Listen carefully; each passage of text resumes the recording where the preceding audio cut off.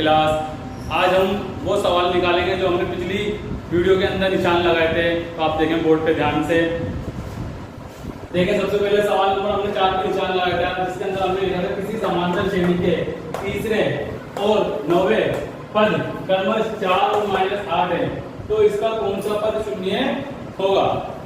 ठीक है, इसमें थोड़ा सा बेसिक समझ लो। कभी भी ऐसा है कि 5वां पद 11 होगा या 7वां पद 12 होगा, तो ऐसा सवाल जो भी होंगे जिसमें ऐसा है 7वां पद 12 होगा या 11वां पद 23 होगा, ऐसे सवाल में हमें समीकरण बनाना है। अब जैसे यहाँ पर क्या है, तो ये है कि तीसरा और 9वां पद क्रमश क्या है, 4 और -8। जो क्रमश वाली संख्या उन्हें ध्यान रखना ही बराबर में रखना, पसंद क्रमश वाली संख्या का रखना बराबर में। देखें यहां लिखिए तीसरा पद कितना है 4 और 9वां पद -8। ठीक है, हम यहाँ पर हमें एक सूत्र का इस्तेमाल करेंगे, an बराबर a plus n minus a d, इस सूत्र के अनुसार। ठीक है, अब देखो यहाँ तीसरा पद क्या है 4, 9वां पद क्या है -8। तो देखो यहाँ कितना आएगा 4, तो यहाँ आएगा 4, a का a, n कितना है 3, d का d, 4 के 4, 3 में से कहे तो 2 को d से करेंगे तो 2d, समीकरण 1। इसी प्रकार दूसरा समीकरण बनाएंगे, an बराबर a plus n minus a और d। अब यहाँ पर हमने पहले में बराबर में 4 रखा था, अब बराबर में क्या रखेंगे -8। ठीक है, अब सवाल एक होता है, अगर यहाँ प्रथम पद लिखा होता ना तो हम यहाँ ये रखते हैं, यहाँ प्रथम पद दे रहे नहीं है, इसलिए a ऐसे कैसा रहेगा। हाँ n जरूर देगा, n को हम कहते हैं पद, तो पद हमें कितना दे रहे हैं 9। अब d की यहाँ पर संख्या नहीं दे रही, d का मतलब होता है सार अंतर। अब सवाल में कहीं सार अंतर नहीं दे रहेगा, जो चीज नहीं दी होती है तो उस संख्या को वैसे के वैसे ही उतार ली जाती है।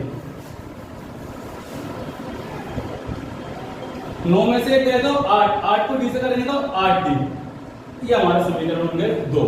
अब समीकरण 2 में से 1 को घटाएंगे, समीकरण 2 में से 1 को घटाने पर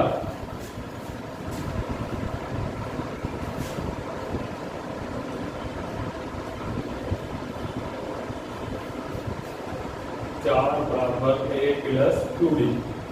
ठीक है, जब समीकरण को घटाएंगे तो नीचे वाली जो संख्या हमारे पास 4 है, a और 2d है, इनके चिन्ह चेंज करेंगे तो ये संख्या प्लस में, ऊपर वाली नहीं नीचे वाली, ये 4 प्लस में, तो उसको हम कर देंगे माइनस में। ये a भी कायम है प्लस में, इसको भी कायम कर देंगे माइनस में। ये संख्या कायम है प्लस में, ये संख्या भी कायम रहेगी माइनस में। ध्यान रखिए ऊपर वाले चिन्हों को नहीं, नीचे वाले। अब बेटा -8 और -4 तो क्या करेंगे -12। तो एक प्लस का और एक माइनस है, कभी भी संख्या एक प्लस की हो और एक माइनस की हो तो उसे हम काट देते हैं, प्लस माइनस कर दिया। ठीक है, अब देखो यहाँ 8d है, यहाँ कितने d है 2d, यानी एक जगह 8d है और एक जगह 2d है, तो 8d में से आप अपन 2d निकाल लेंगे तो 6d बचेंगे। ठीक है, देखो अब यहाँ पर चर और अचर की संख्या है, गणित की और एक इंग्लिश की। जब कोई संख्या होती है वो गुणा में होती है। ठीक है, तो गुणा की जब इधर आएगी तो आएगी रहेगी भाग की। याद रखना एक गणित की और एक इंग्लिश की, जिन्हें हम चर और अचर बोलते हैं, ये संख्या होती है गुणा की। जब गुणा की संख्या बराबर में जाती है तो जाती है भाग की। तो देखो 6 के बारे में 12 कितनी बार आते हैं 2 बार, 6 दूनी 12। ठीक है, देखो d का मान आ गया। ओके, अब हम d का मान को याद रखना, ये सवाल सब में एक चीज नहीं है, d का मान हमेशा समीकरण में 1 में रखा जाता है। d का मान समीकरण 1 में रखा जाता है, आप 2 में भी रख सकते हो। d का मान समीकरण 1 में रखने पर बताओ समीकरण 1 क्या है, ये बताओ समीकरण 1 4a बराबर 2d। ठीक है, अब बताओ बेटे क्या लिखा हुआ है d, तो d कहां पर यहाँ है या लास्ट में, तो इस d का मान कहां आएगा लास्ट में। तो 4 तो ऐसे कैसे जाएंगे, a ऐसे कैसे जाएगा, अब इस d की जगह रख देंगे -2। ठीक है,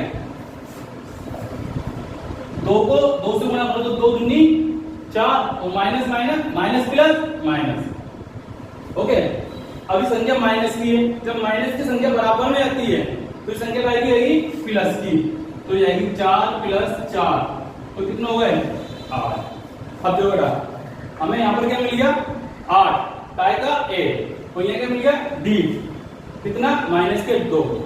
d को क्या बोलते हैं साधारणतर और a को क्या बोलते हैं पद, प्रथम पद।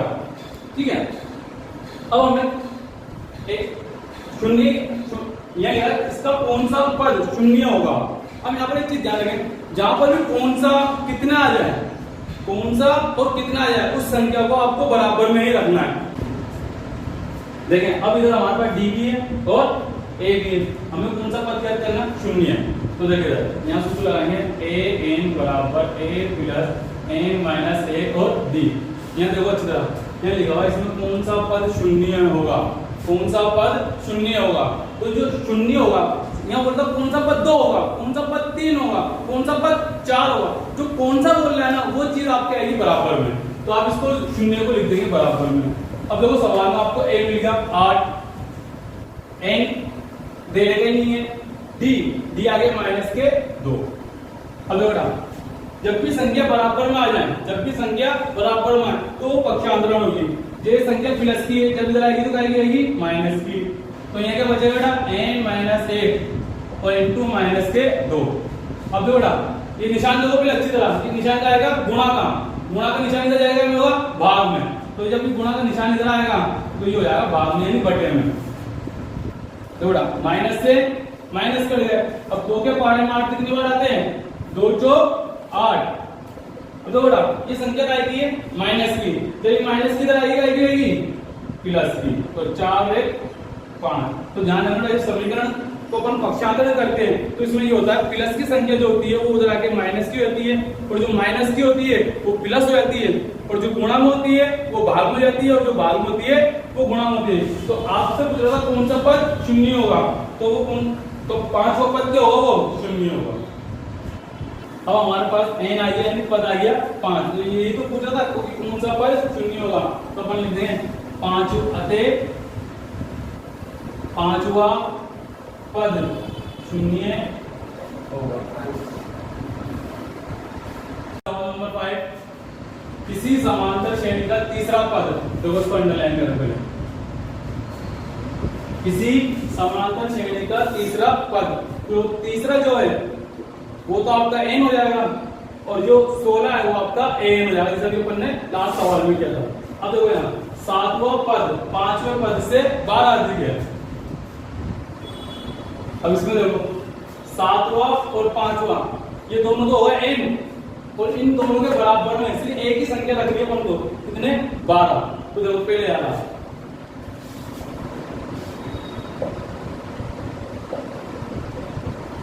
तो क्या बताया था मैंने, ये पद जो होता है वो तो होता है n, और जो इसके साथ जो होगा वो होगा n, तो होगा 16 बराबर a प्लस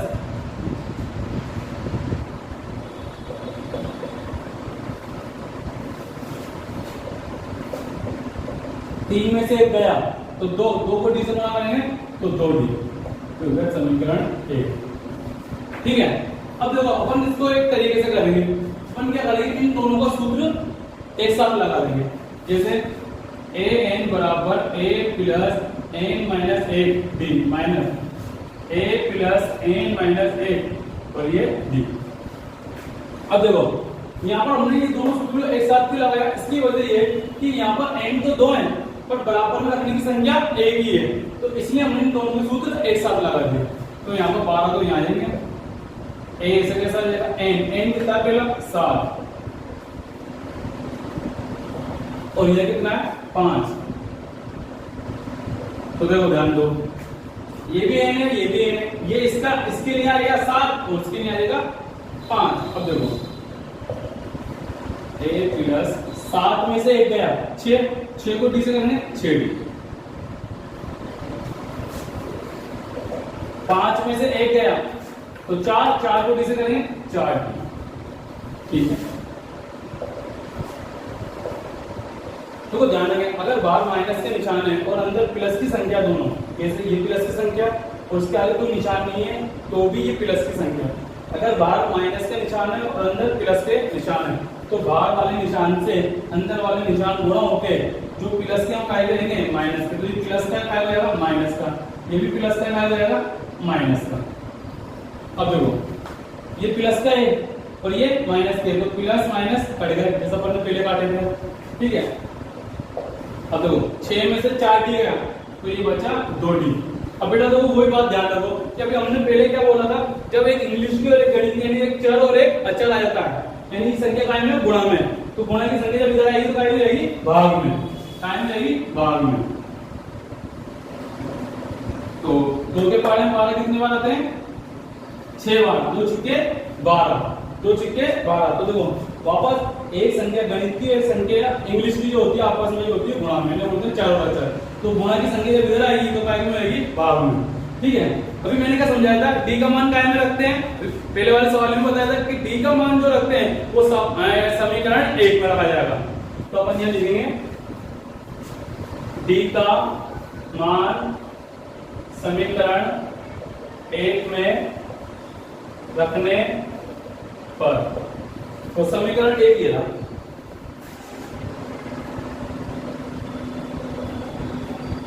अब बताओ ये जो डी है वो इधर नजर आ रहा लास्ट में नजर आ रहा, देखा जाए तो डी लास्ट में है तो इसमें डी, अब डी को हटा देंगे और डी की जगह रख देंगे 6,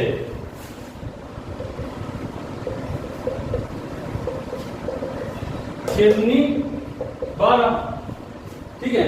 2 को 6 से गुणा करा 12। अब देखो संख्या काय की है प्लस की, काय की है प्लस की, प्लस की जब इधर आएगी काय की आएगी जल्दी प्लस की, इधर आके माइनस की, तो 16 में से 12 गए कितने बचेंगे 4, कितने बचेंगे 4।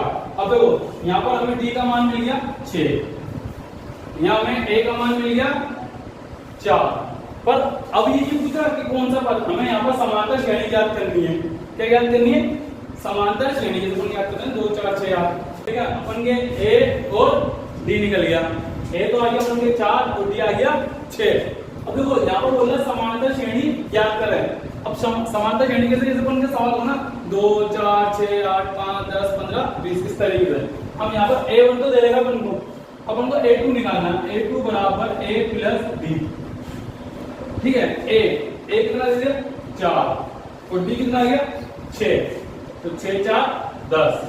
अब a3 निकालेंगे, a प्लस 2d, a कितना दे देगा 4, 2 के 2, 6 कितना डी कितना 6, पहले गुणा करेंगे, सबसे पहले गुणा करते हैं 6 दूनी 12, अब 12 में 4 जोड़ोगे तो कितने आएंगे 16, ठीक है। अब लास्ट a4, तो a प्लस 3d, तो a तो आपके आ गया 4, 3 के 3 और d कितना आ गया आपके 6। पहले क्या करना है गुणा करना है, 6 दिया 18 और 18 और 4 22, तो आपकी श्रेणी बन गई समांतर श्रेणी 4 10 16 22। क्वेश्चन नंबर 9 देखेंगे, एक समांतर श्रेणी में 60 पद हैं, पद कितने 60, पद को बोलते हैं हम n, ध्यान रखें पद को क्या बोलते हैं n। यदि उसका प्रथम पद तथा अंतिम पद, प्रथम पद तथा अंतिम पद, तो प्रथम पद को बोलते हैं 1 और अंतिम पद को बोलते हैं an। अब अपन लिखेंगे यहाँ पर कुल पद कितने दे देंगे, शुरू में पद को क्या बोलते हैं अपन n, इसे हम इस चीज को ओनली से पद को हम बोलते हैं n, ठीक है।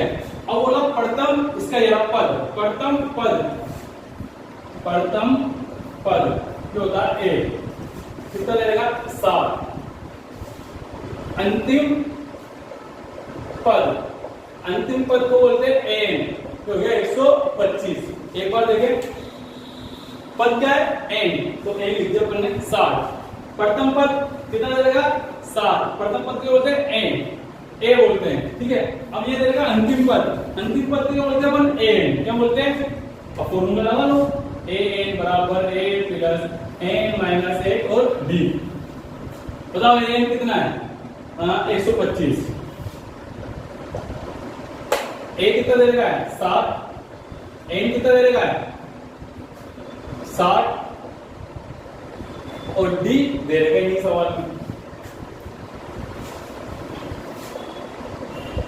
देखिए सर 60 में से एक ही आएगा तो 59 बचेगा, 59 को डी से गुणा करेंगे 59 डी। ठीक है, अब मैंने कहा जब भी संख्या बराबर में आ जाए तो प्लस की संख्या जब इधर जाएगी तो प्लस की संख्या इधर जाके क्या हो जाएगी माइनस में। तो 125 में से 7 जाएंगे तो बचेंगे 118। ठीक है, अब देखो वापस वही संख्या आ गई, गणित की और इंग्लिश की चर और अचर आ गए ऊपर। जब एक संख्या गणित की और इंग्लिश की हो यानी चर और अचर हो तो ये संख्या होती है गुणा में, और गुणा की संख्या जब इधर आती है तो वो आती है भाग में। इसके बटे में लेना है, ऊपर नहीं नीचे। 59 दूनी होते हैं 118, 59 दूनी 118। अब देखो अपन को सवाल में सिर्फ क्या निकालना था डी, क्योंकि सवाल में ए दे देगा था, डी निकाल लिया। अब अपन को 2500 पद ज्ञात करना है तो 2500 पद के लिए अपन सूत्र लगा ए बराबर ए प्लस ए माइनस ए। पद ज्ञात करने के लिए सब में एक ही सूत्र लगेगा। ठीक है, अब देखो ए सवाल में ए आ गया 7, एन कितना रहेगा 32 और डी कितना रहेगा 2।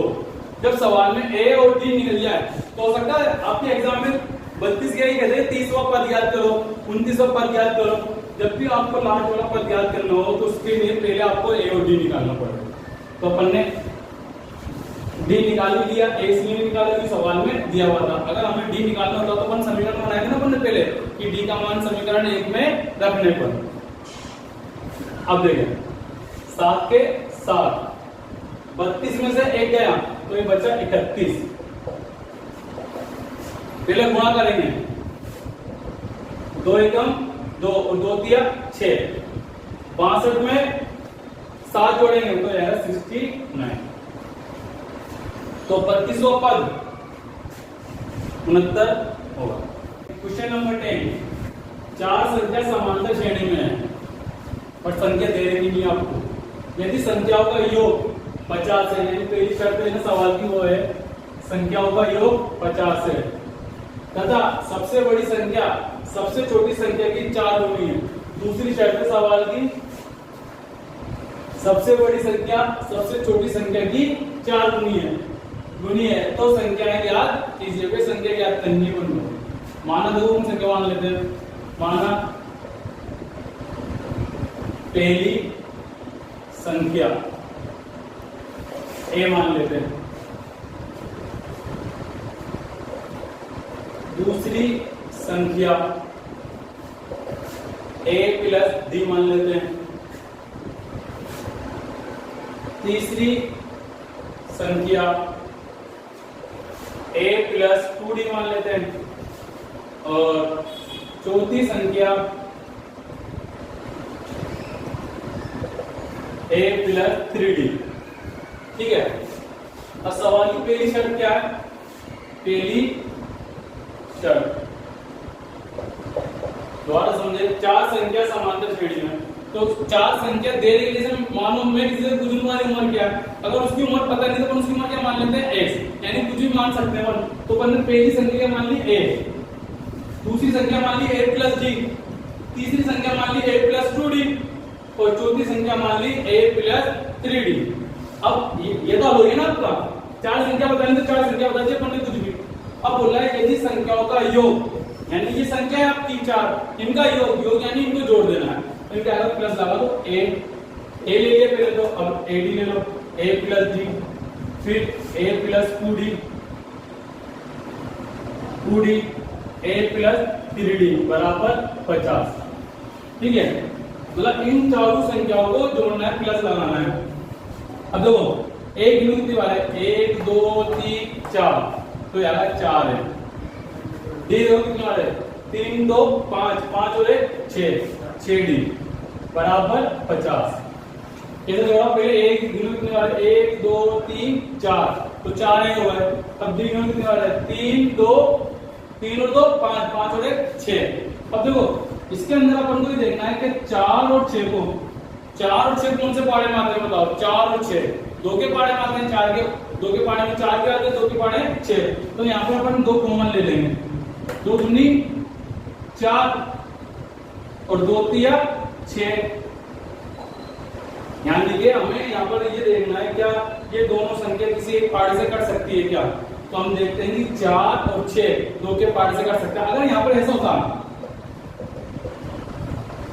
तो यहाँ पर बताओ, यहाँ कॉमन नहीं ले सकते क्योंकि दो के पाड़े से ना 5 कटेंगे और ना 6 कटेंगे। हमने दो कॉमन इसलिए ली थी, दो के पाड़े 4 भी कर सकते हो 6 भी कर सकते हैं। अब देखो, जो भी संख्या ब्रैकेट के पास होती है, के पास ब्रैकेट के पास, वो इधर जाके वो गुणा की होती है, जब वो इधर जाएगी तो कायम पर जाएगी भाग में। तो 2 का भाग लगाओ 50 में, तो ये गया 25 भाग। तो गुणा की जब संख्या इधर गई तो कायम पलट गई भाग में, तो 2 का भाग 50 में दिया तो कितनी बार गया 25 बार। ये समीकरण 1। अब हमारा समीकरण 1 बन गया ये, ठीक है। वो पहली शर्त थी, पहले हमने क्या करा ए और ए, यानी ए कितनी बार हो गया 4 बार और डी कितनी बार हो गए 6 बार, ठीक है। ये दो के साथ हमने एक ऐसी संख्या ली जो इन दोनों को काट सके, तो 2 काट सकते, 2 दूनी 4 2 तिया 6। फिर इस संख्या कोणा में किधर गई तो भाग में, तो 2 का भाग 50 में लगा दो, कितनी बार आया 25 बार, ठीक है। अब दूसरी शर्त, अब बोला सवाल सबसे बड़ी संख्या, सबसे बड़ी संख्या सबसे छोटी संख्या की, सबसे छोटी संख्या की 4 गुनी है। समझे दोबारा, क्या बोला सबसे बड़ी संख्या, तो इसमें सबसे बड़ी संख्या, तो क्या बोला सबसे छोटी संख्या की 4 गुनी है, ठीक है। अब देखो दिमाग लगाओ, सबसे बड़ी संख्या कौन सी है a + 3d, तो सबसे छोटी संख्या क्या है यहाँ पर a, सबसे छोटी संख्या क्या है a। अब ये किसकी गुनी है 4 की, तो उसको 4 से गुणा कर देंगे, ठीक है। तो a तो ऐसे कैसा है, ये तो ऐसे कैसा आ जाएगा, 4 को ऐसे गुणा करेंगे तो 4 है, 4 को ऐसे गुणा करेंगे तो 4 है। दोबारा समझे, सबसे बड़ी संख्या, तो सबसे बड़ी संख्या होगी लास्ट वाली, तो a + 3d होगी। अब बोला सबसे छोटी संख्या, तो सबसे छोटी संख्या क्या है a, सबसे छोटी संख्या क्या है a, तो हमने यहाँ पर a ले लिया, तो सबसे छोटी संख्या हमने ली a, किससे गुनी 4 से, तो हमने ली 4 गुना, तो 4 को ऐसे गुणा 4 है और a + 3d ऐसे कर दिया, ठीक है। अब वही बराबर में संख्या है, अब देखें हमारे पास a + 3d बड़ी संख्या और 4 है छोटी संख्या। अब हम क्या करेंगे, एक a वालों को एक ही तरफ कर लेंगे और d वालों को अलग, तो a प्लस का जब जाएगा माइनस का, तो ये होगा 3d बराबर 4a - a। अब देखो इधर d ले सकता था, पर जब लेके जाते हैं इधर d होता, अगर बराबर में a तो इधर से संख्या a ही जाएगी, अगर बराबर में d है तो d ही जाएगी, तो इधर बराबर में क्या है तो a ही जाएगा। तो देखो प्लस का इधर आके माइनस का, तो 4 a में से एक a आएगा तो 3 है, देखो एक तो 4 है और एक a है, तो 4 में से एक a आएगा तो 3 a तो बचेगा। देखो 3 से 3 कट गया, तो यहाँ d बराबर क्या आ गया a आ गया, d बराबर क्या आ गया a। और मैंने क्या बताया था, d का मान कायम में रखते हैं समीकरण 1 में, तो d का मान हम कायम रखेंगे समीकरण 1 में, तो d का मान समीकरण 1 में रखने पर, तो समीकरण 1 कहाँ है, ये रहा 2a + 3d बराबर 25, ठीक है। अब देखें 2 है तो ऐसे कैसा आ जाएगा, 3 ऐसे कैसे आएगा। अब ये d का मान क्या गया, d का मान क्या गया, d बराबर क्या है, d बराबर a, तो d बराबर आएगा a, तो गया 25। 2 है और 3 है, तो 3 को ऐसे गुणा करो, 3 कम 3, 3 को ऐसे गुणा करो 3 हो जाएगा, 3 को ऐसे गुणा करो 3 है, तो 2 है और 3 है, कितने हो गए 5 है, बराबर 25। वही एक गणित के इंग्लिश की कायम होती है गुणा में, जब उधर ये कायम रहेगी भाग में। 5 के पहाड़े में 25 कितने बार आते हैं? 5 और 5 25। तो a का मान क्या आ गया यहाँ पर 5। अगर यहाँ पर a का मान 5 है तो d का मान भी 5 होगा। पूछो क्यों? क्योंकि यहाँ d और a दोनों कायम है बराबर में। यहाँ पर d और a कायम है बराबर में। दोबारा देखिए इधर से मैंने कैसे करा, मैंने क्या करा, a यहाँ प्लस का था, जब इधर आया तो क्या हो गया माइनस का। तो 4 a में से एक a गया, तो कितने a बचे? 3 है। ठीक है, 3 है, 3 से 3 कट गए। ठीक है, अब यहाँ बचा d और यहाँ बचा a। मैंने क्या कहा था d का मान कायम रखते हैं हमेशा समीकरण 1 में। तो d का मान समीकरण 1 में रखने पर तो एक आया समीकरण ये रहा 2a + 3a बराबर 25। अभी मान किसका? d का। d का मान हमेशा बाद में आता है। तो 2a को ऐसे क्या d की जगह रख के बनने 1। अब 2a को इसके जगह 3 को ऐसे गुणा करो तो 3 है। 2a और 3 है कितना हुआ? 5 है गुणा में भाग में। 5 से 5 25 कितने आते हैं? 5 और 5 25। ध्यान रखना जब a का मान 5 है तो d का मान भी 5 आएगा। क्यों? क्योंकि यहाँ पर d बराबर a और a बराबर क्या है? d। ओके, अब हमारे पास a का मान भी 5 है और d का मान भी 5 है। तो हमने पहली संख्या रखी थी a। पहली संख्या क्या रखी थी अपन ने? a। तो a का मान क्या दे देगा? यहाँ पर 5 तो दे देगा। और दूसरी संख्या क्या रखी थी अपन ने? a + d। तो a कितना अपन के पास? 5 और d कितना है? 5। 5 और 5 कितना हुआ है? 10। तीसरी संख्या क्या रखी थी अपन ने? a + 2d। ठीक है, तो a का मान तो क्या रखते अपन ने? 5। 2 के 2। d का मान क्या रहेगा? 5। 2 को 5 से गुणा करो, 2 पंजे 10। 10 और 5 15। और एक चौथी संख्या और रखी थी, बताओ क्या रखी थी जल्दी से? अपन ने रखी थी a + 3d। ठीक है, a से कैसे देगा? 3 कैसे देंगे? d का मान क्या आएगा? 5। पहले गुणा करेंगे 3 पंजे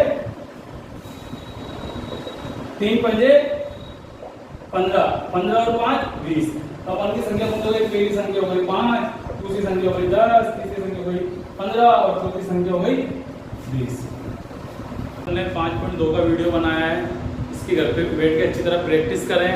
और आपको होमवर्क के तौर पे मैं जो एग्जाम्पल निशान लगाए थे वो आपको घर पे बैठ के अच्छी तरीके से करना है। और कल हम एक नया वीडियो बनाएंगे 5.3 के लिए।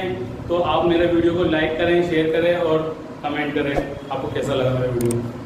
खुदा हाफिज़।